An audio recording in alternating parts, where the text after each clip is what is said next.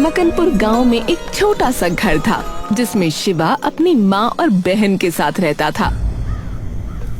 कम उम्र में ही गरीबी और बेरोजगारी ने उसकी कमर तोड़ दी थी। अब तो वक्त ऐसा आ गया था कि खाने के लाले पड़ गए थे। ये लकड़ियां भी गीली हैं, जलने में नहीं आ रही, क्या करूं? हटो माँ, मैं कोशिश करती हूँ। लकड़ियां सुलग रही हैं, तो बस फूंकने से धीरे धीरे फूंक दे, शायद जल जाए। तब तक मैं देखूं आटा है कि नहीं। कुछ नाश्ता बन जाए तो शिवा काम ढूंढने निकलेगा। ममता आटा देखने उठी।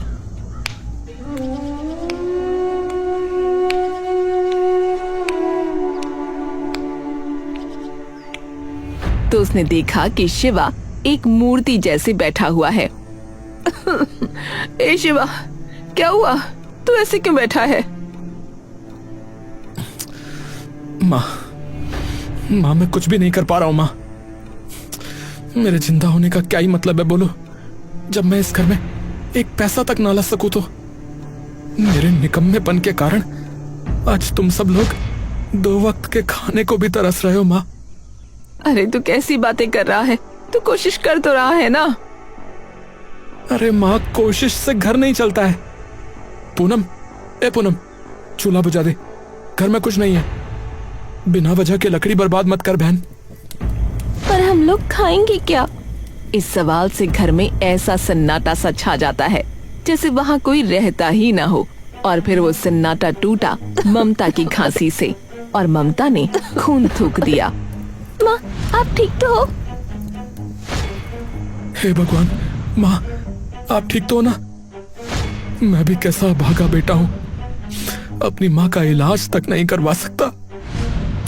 बहुत बुरा बेटा हूँ मैं, बहुत बुरा। अरे मैं ठीक हूँ, बस ये तो यूं ही हो जाता है कभी कभी। शिवा अपने आप में ही घुट रहा था। उससे बर्दाश्त नहीं हुआ और वो बाहर निकल गया।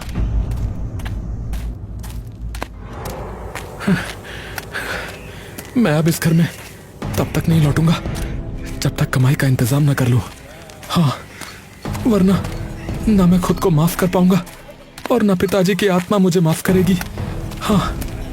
वो शहर की ओर चला, इस उम्मीद में कि शायद कुछ काम हाथ लग जाए।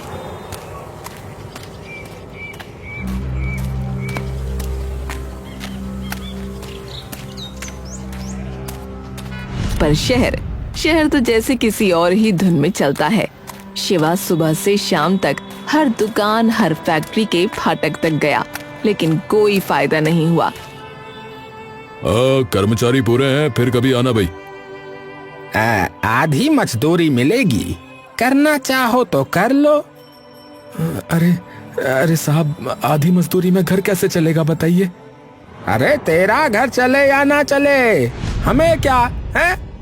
काम करना है तो करो, वरना आगे बढ़ो भैया। शिवा पूरा शहर घूमकर थक गया।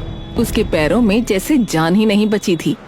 धूल से चेहरा काला पड़ गया था, पर वो पोंछने की हिम्मत भी नहीं कर पा रहा था। तभी हल्की सी खुशबू आई, गले में अटके दुख को भी पल भर को बुला देने वाली।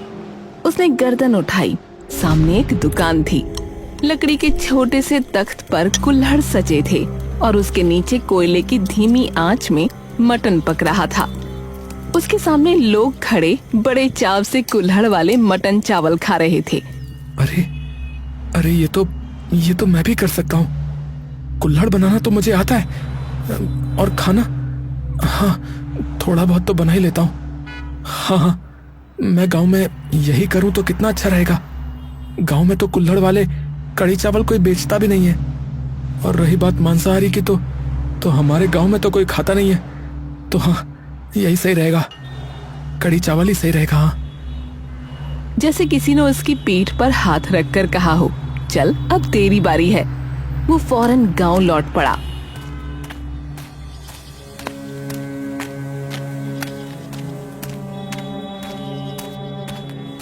हाँ, अगर ये काम चल गया ना तो शायद माँ का इलाज करा पाऊंगा, और फिर पूनम की शादी भी करा पाऊंगा, और क्या पता किसी दिन ये घर फिर से घर जैसा बन जाए।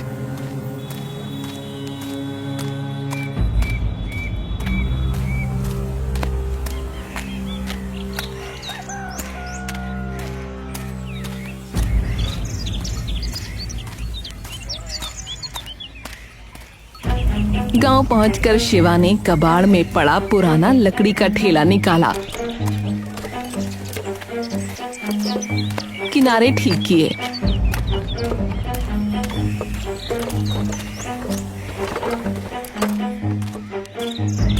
कुल्हड़ बनाना तो उसके खून में था। तालाब किनारे जाकर उसने मिट्टी उठाई।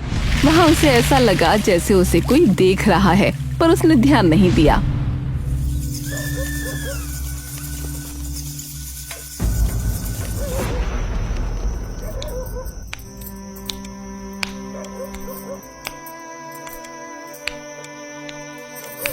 भैया, रात के 2 बज रहे हैं, सो जाओ ना।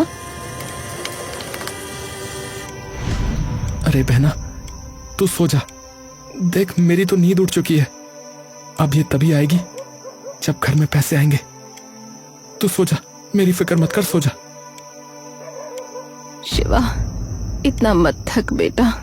ऐसा क्या हो गया? इतनी रात गए तू कबाड़ में लगा पड़ा है। अरे माँ, आप भी सो जाओ ना। कल की सुबह कुछ अलग होने वाली है, देखना। बस अपने बेटे को आशीर्वाद दो माँ। मैं कढ़ी चावल बनाकर बेचूंगा कल से। वो तो हमेशा तेरे साथ है, पर कढ़ी चावल के लिए पैसे कहाँ से लाएगा? माँ, वो मैंने अपनी पुरानी साइकिल बेच दी है माँ। पर भैया, सिर्फ कढ़ी चावल कौन खाता है? यहाँ गांव में लोग कढ़ी चावल के साथ पुदीने की चटनी पसंद करते हैं। दोनों बनाना। पुदीने की चटनी? अरे हाँ, अरे वाह बहन, ये तो तूने बहुत अच्छा सुझाव दिया। मेरी समझदार बहन, कितनी अच्छी है तू।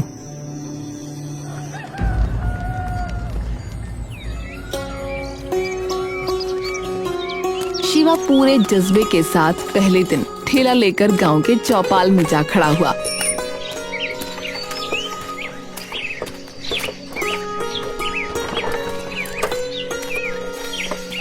ठेला चमक रहा था। कुल्हड़ कतार में सजे थे। कढ़ी की खुशबू उबलते ही उड़ने लगी। लेकिन लोग आए, ठेले को देखा और बिना रुके निकल गए। किसी ने भी मुड़ कर न देखा।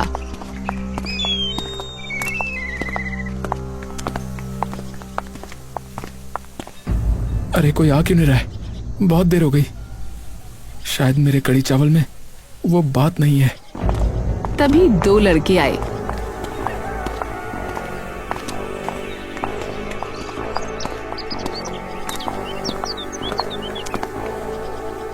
ओए शिवा, एक कुल्हड़ दे, भूख लग रही है। हाँ, ये लो भाई। शिवा ने कुल्हड़ लिया और उसमें पहले चावल डाले और ऊपर से कढ़ी, साथ में फ्लेवर के लिए पुदीने की चटनी।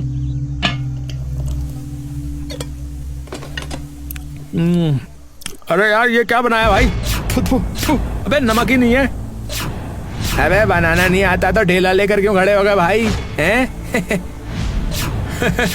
अबे इस बकवास कढ़ी चावल के हम कोई पैसे नहीं देंगे, समझा? हाँ, नहीं देंगे। दोनों लड़के मुंह बनाकर चले गए।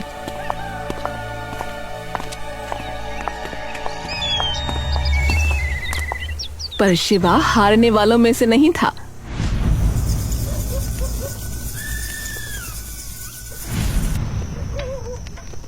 रात को बैठकर उसने मसाले बदले, नुस्खा सुधारा, कई बार चखा, फिर चूल्हा बुझा दिया।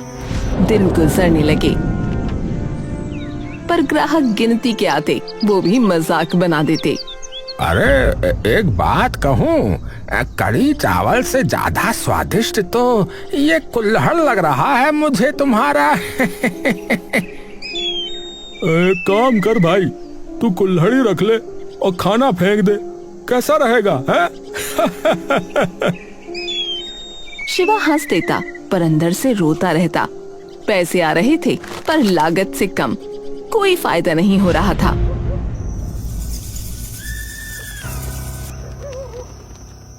शिवा बैठकर सोचता। लगता है मैं गलत रास्ते पर हूँ। शायद भगवान ने मेरे लिए कुछ लिखा ही नहीं है। मेहनत कभी व्यर्थ नहीं जाती बेटा, बस हिम्मत मत छोड़। हाँ भैया, मैं भी आपके साथ हूँ, आप हिम्मत रखो। बहन, हिम्मत भी पेट खाली होने पर ना डगमगा जाती है, समझी?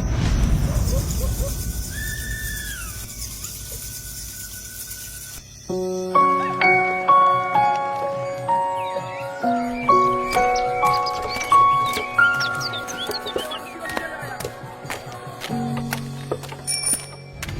के इन्हीं बुरे दिनों में एक दिन गांव का जमींदार धर्मपाल हंसता हुआ आया, जैसे कोई खुशखबरी लाया हो।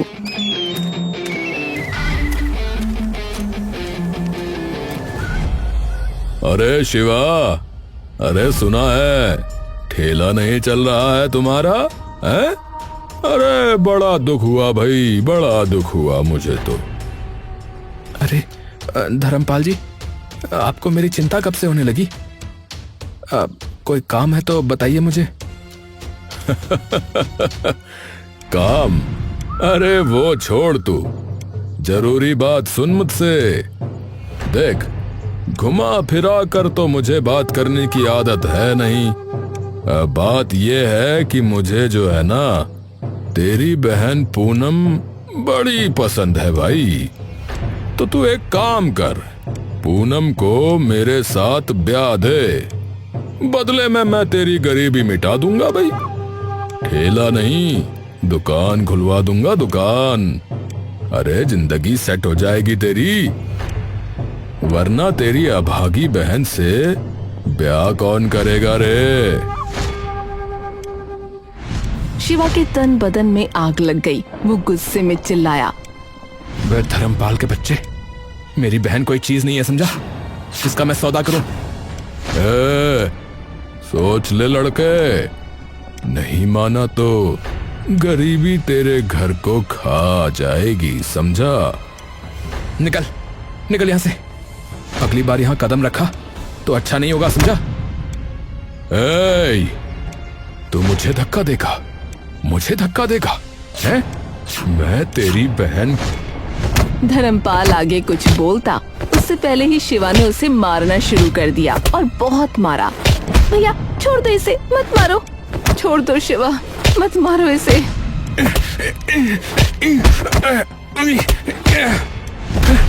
मेरी बहन के बारे में बोलेगा, ये ले।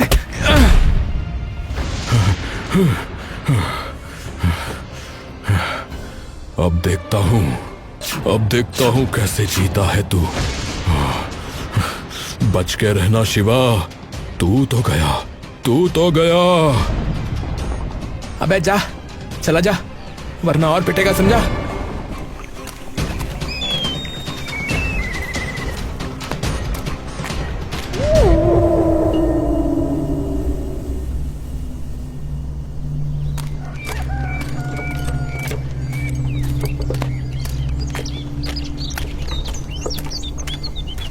अगले ही सुबह गांव का माहौल कुछ बदला बदला था। हवा में वही लोग थे, पर चेहरों पर नई खामोशी। अरे आओ आओ, कुल्हड़ वाले कड़ी चावल खाओ। अरे भाई आओ, अरे दादा, अरे आओ, अरे अरे भैया आओ आओ। अरे भाई दूर रहो शिवा के ठेले से, धर्मपाल ने मना किया है।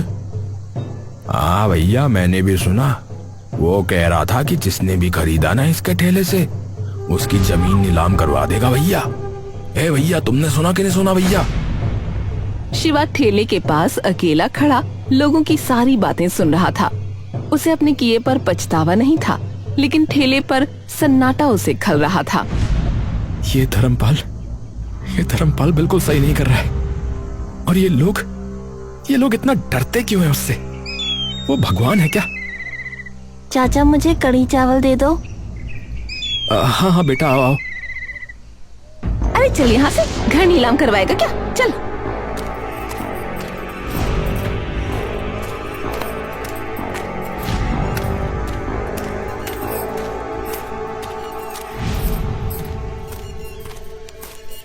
शिवा देखता रह गया।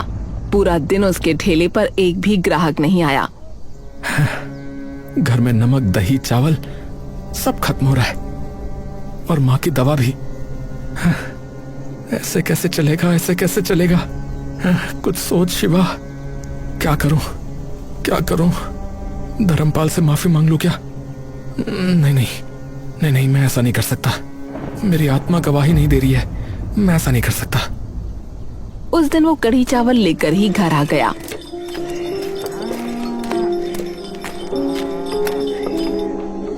ममता खांस रही थी और पूनम रो रही थी। भैया मैं बाहर नहीं जाऊंगी, लोग अजीब बातें बोलते हैं। अरे क्या हुआ? क्यों? कहते हैं मैं धर्मपाल की दुल्हन बनूंगी। ऐसा कभी नहीं होगा, ऐसा कभी नहीं होगा, समझी? तो चुप हो जा। पर आज उसके चक्कर में बिल्कुल कमाई नहीं हुई, माँ की दवाई भी नहीं ला पाया। बेटा शिवा, दवाइयाँ छोड़ दे, मैं ठीक हूँ। अरे माँ कैसी ठीक हो? कहाँ ठीक हो? हैं? शरीर हिल नहीं पा रहा है आपका। मैं ठीक हूँ, मैं ठीक हूँ। कोई बात नहीं। अगले दिन भी कोई ग्राहक नहीं आया। शाम को तेज बारिश होने लगी सो अलग। इस बारिश में भीग रहा हूँ, टूट भी रहा हूँ। हे भगवान, क्या यही मेरी किस्मत है? अचानक एक बूढ़ा भिखारी जैसा आदमी उसके सामने आ खड़ा हुआ और बोला,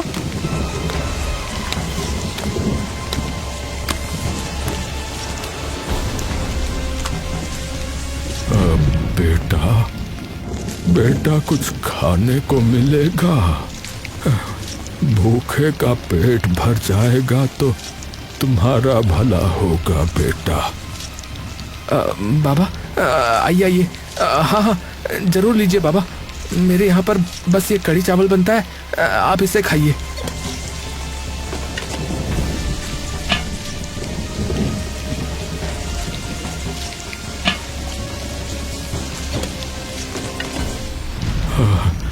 हाँ बेटा, जो है वही दे दे बेटा गरीब को।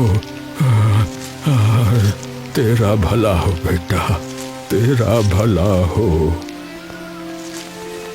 शिवा ने झिझकते हुए उसे गरम कढ़ी चावल परोस दिए। अरे वाह, तुम्हारे हाथ की मिट्टी सोने जैसी है बेटा। सोने जैसी? क्यों गरीब के साथ मजाक करते हो बाबा? अरे अरे बेटा, तुमने इसे पहचाना नहीं? इस कुल्हड़ की मिट्टी को देखो बेटा, मिट्टी को देखो। मिट्टी को देखूं? पर बाबा आप हैं कौन? बेटा, तुम्हारी किस्मत मिट्टी से बनेगी, मिट्टी से बनेगी बेटा। मिट्टी से बनेगी? मिट्टी सोने जैसी? ये आप क्या बोले जा रहे हैं बाबा? मेरी कुछ समझ में नहीं आ रहा है। और अचानक वो आदमी कहते कहते अंधेरे में ऐसे गायब हुआ जैसे हवा में घुल गया हो। बाबा, बाबा, अरे अरे ये बाबा कहाँ चले गए? बाबा, बाबा! उसे कुछ समझ नहीं आया और वो ठेला समेटकर घर आ गया।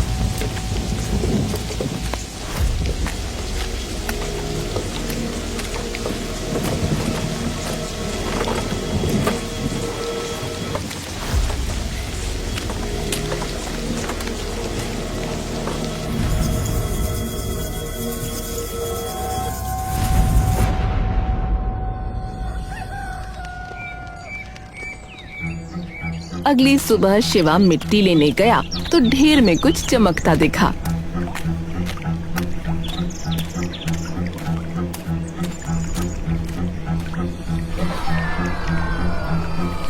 अरे ये कैसी पोटली है? और इसमें ये चमक और ये खुशबू? पोटली में राख जैसी कोई चीज थी, हल्की खुशबू छोड़ती हुई। एक काम करता हूँ, इसे भी मिट्टी में मिला ही लेता हूँ। क्या पता वो जो बाबा कह रहे थे उनकी बात सच्ची हो जाए। शिवा वो पोटली ले आया और उसने थोड़ा सा पाउडर मिट्टी में मिलाया और नए कुल्हड़ बनाए। हाँ? अरे अरे अरे ये कुल्हड़ गर्म क्यों हो रहे हैं? अरे अरे और ये खुशबू? अरे वाह, ये खुशबू तो मदहोश कर रही है। अरे वाह, बड़ी अच्छी सुगंध है। उस दिन उसने ठेला फिर से लगाया।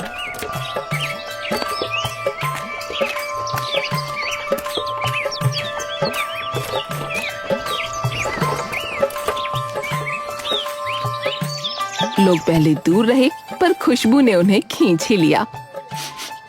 अरे अरे भाई वाह, क्या खुशबू आ रही है भैया। कहाँ से आ रही है? अरे शिवा के ठेले से। चलकर देखता हूँ।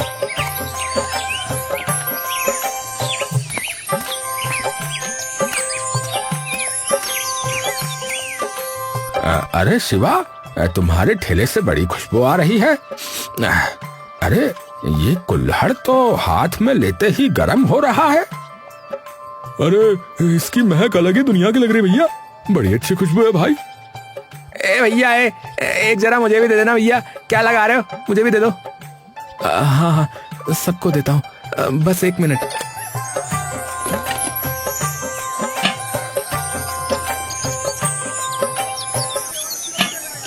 ये लीजिए भाई साहब।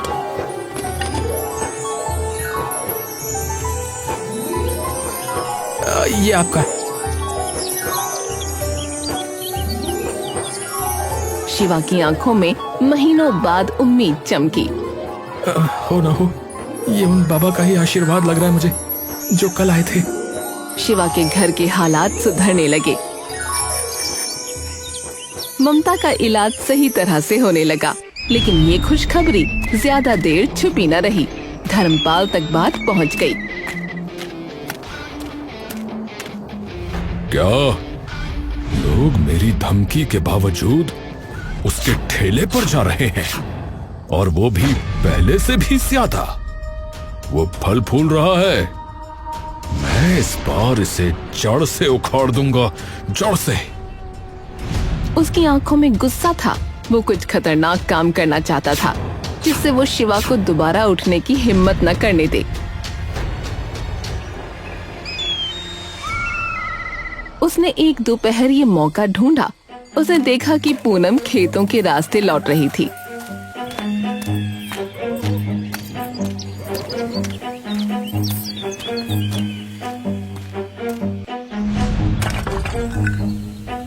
अरे पूनम, अरे जरा इधर तो आओ।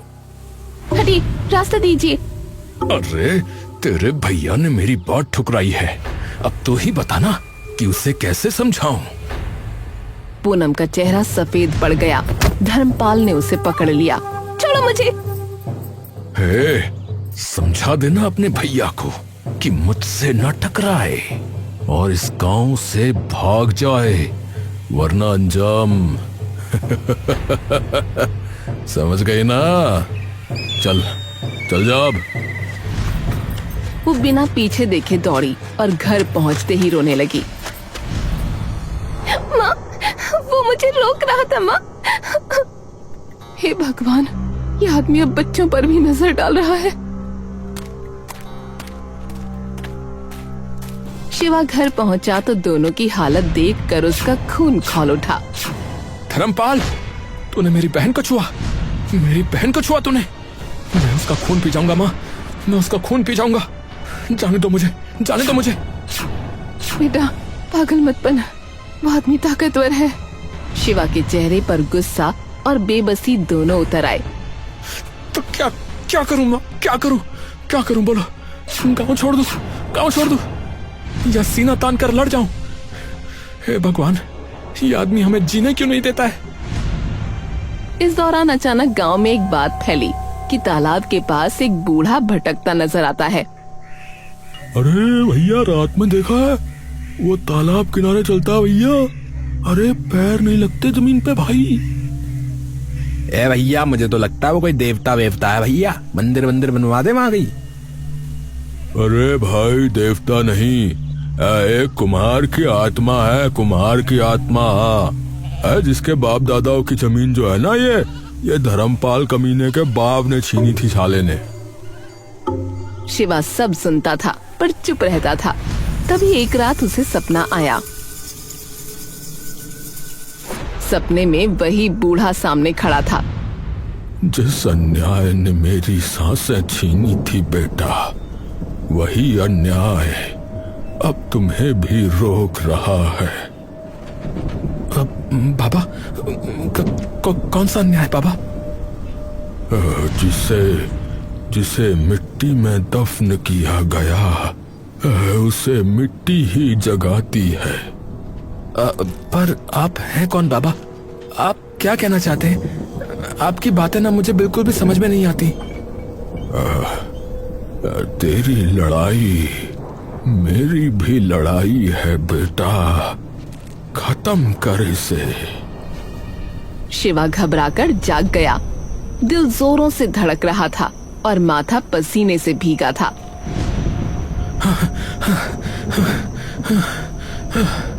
मेरा ठेला, वो मिट्टी और ये बूढ़े बाबा, सब जुड़ा हुआ है। क्या मैं सही रास्ते पर हूँ या फिर मैं किसी और खेल में फंसा हुआ हूँ? वो रात में ही कुल्हड़ बनाने बैठ गया। अचानक हवा घूमने लगी और कुल्हड़ हिलने लगे, जैसे अदृश्य हाथ कुल्हड़ों को छू रहे हों। अरे ये क्या हो रहा है? बाबा बाबा बाबा, क्या ये आप हो? बताओ ना बाबा। अरे ये कहीं उस पोटली का जादू तो नहीं है? अरे कोई कुछ तो बताओ मुझे कोई कुछ तो बताओ। मेरी तो कुछ समझ में नहीं आ रहा है। किससे बात कर रहा है बेटा? अरे माँ, आप यहाँ क्या कर रही हैं? आपने जब पूछा ये तो मैं आपको एक बात बताना चाहता हूँ जो मैंने आपको आज तक नहीं बताई। क्या? शिवा ने बाबा, पोटली और सपने वाली पूरी बात ममता को बताई। ममता भी हैरान थी, लेकिन बोली, तुझे याद नहीं होगा क्योंकि जब तू 1 साल का था तो वो मर गए थे। लोग कहते हैं उन्हें धर्मपाल ने ही मरवाया था। वो भी एक कुम्हार थे। ये जिन बाबा की तू बात कर रहा है, शायद वो वही है, अपने पोते की मदद करने आए हैं। क्या क्या? मेरे दादा? ये क्या कह रही हो माँ? क्या हुआ? ये क्या कह रही हो माँ? क्या कह रही हो?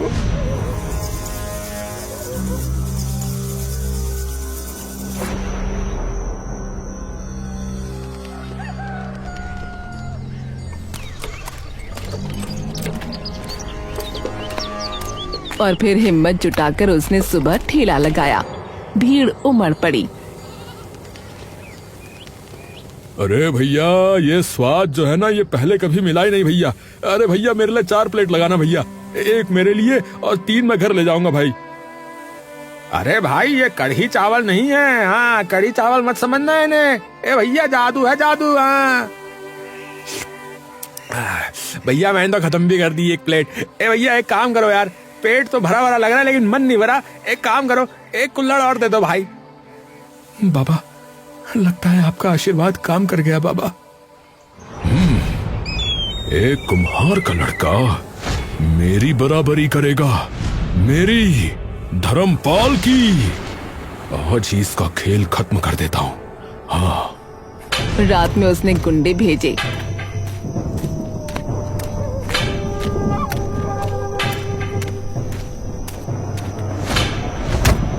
उसका ठेला तोड़वा दिया।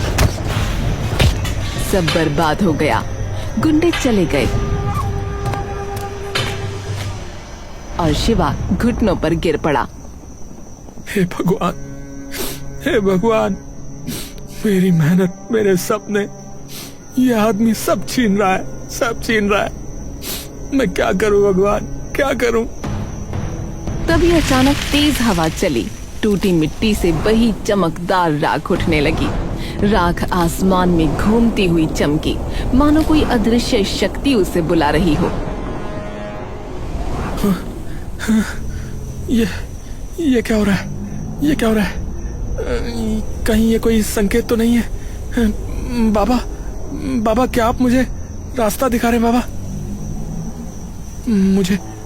मुझे इसके पीछे जाना चाहिए। वो तालाब की ओर चल पड़ा।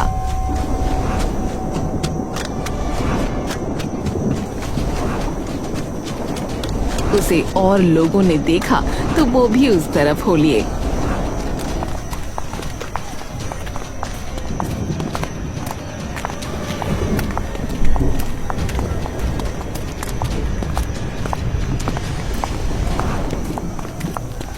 धर्मपाल सबको देखकर हैरान था। अबे ओए, अबे कहाँ जा रहे हो बे तुम लोग? निकम्मे कहीं के सब के सब। ए धर्मपाल, शिवा के साथ जा रहे शिवा हैं। के साथ जा रहे हैं? हाँ हाँ, शिवा के साथ जाएंगे। अरे हम शिवा के साथ जा रहे हैं। हाँ? शिवा के साथ जा रहे हैं? सबके सब साले पागल अजीब लोग हैं इस गांव में, गवार कहीं के। देखता हूं मैं भी कहाँ जा रहे हैं ये आखिरकार।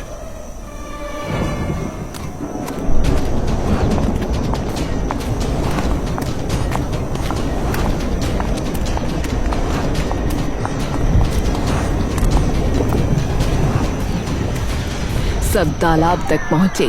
तालाब चमक रहा था और वहीं वो बूढ़ा खड़ा था। अरे तू तू तू तू तो मर गया था ना? हैं? तू तो मर गया था। तो ये यहाँ कैसे, क्या? अन्याय कभी नहीं मरता, कभी नहीं मरता अन्याय, याद रखना। बस समय आने पर हिसाब चुकता करता है। मुझसे मुझसे दूर रह, दूर रह मुझसे, दूर। तूने मेरी जमीन छीनी, याद है? फिर मुझे दर्दनाक मौत दी और अब मेरे पोते का जीना हराम कर रहा है। अरे अरे भैया, अरे कमाल हो गया भैया, गजब हो गया। अरे ये तो शिवा के दादा है भैया। अरे ये क्या जिंदा है क्या ये? अरे कैसे बोल रहे हैं ये? ए भैया, जिंदा हिंदा नहीं है, देख नहीं रहे भैया? चमक रहे बिल्कुल, हैं? बिल्कुल बिल्कुल सफेद बूढ़े चमक रहे भैया। ए भैया, ये उनकी आत्मा लग रही भैया, जो न्याय के लिए भटक रही भैया। आज यहाँ कुछ कांड होने का लग रहा है मुझे भैया। ये धर्मपाल का आज कुछ मेरे को ग्रह नक्षत्र ठीक नहीं लग रहा भैया। हाँ हाँ, मैंने किया, मैंने ही किया, मैंने ही तोड़ा, मैंने ही ठेला तोड़ा, मैंने ही शिवा को बर्बाद करना चाहा, मैंने ही तुम्हारी जमीन भी छीनी थी। सब सब सब सच है, सब सच है। पर मुझे अब जाने दो। मैं अब आगे से शिवा को कुछ नहीं कहूंगा। मैं आगे से कुछ नहीं कहूंगा। मैं हाथ जोड़ता हूँ। मेरी लाश यहीं तालाब के किनारे 10 फीट नीचे दफन है। मुझे मुक्त कर। शिवा ने अपने दादा की लाश तालाब के किनारे से निकलवाकर उसका अंतिम संस्कार किया।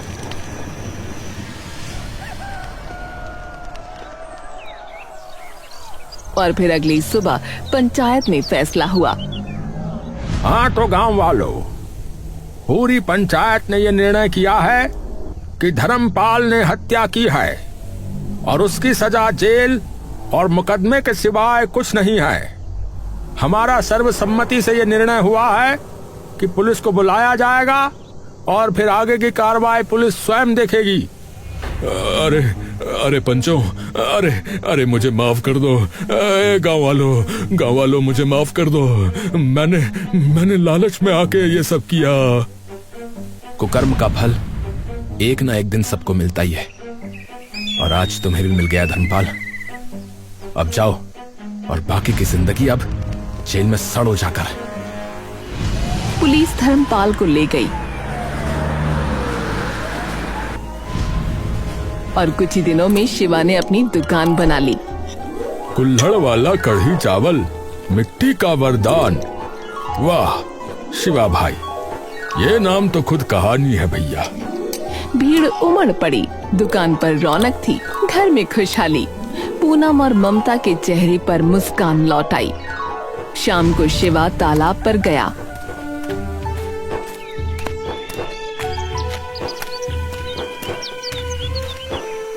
पानी शांत था। बाबा, बहुत बहुत धन्यवाद। आपकी मिट्टी ने मेरी जिंदगी बना दी बाबा। बहुत बहुत धन्यवाद। हवा हल्के से बहने लगी, पत्ती सरसराई, जैसे कोई अदृश्य शक्ति आशीर्वाद दे रही हो।